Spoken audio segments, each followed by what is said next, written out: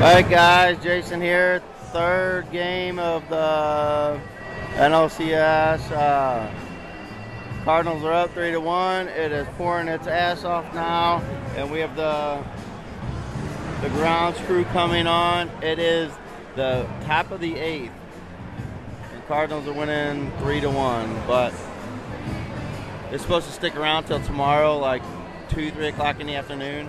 I might wind up saying screw it and going up to the tavern and watching it.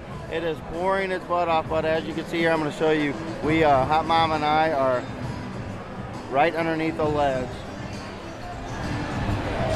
So we are dry as a bone, but I did bring my my hunting ponchos, but we're dry as a bone. It's our second game of this postseason. We got tickets for Friday's game, but so that's it.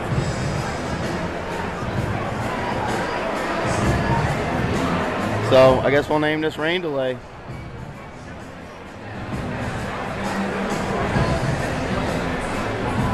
You can't make it out on this camera. A lot of people sitting out in the rain.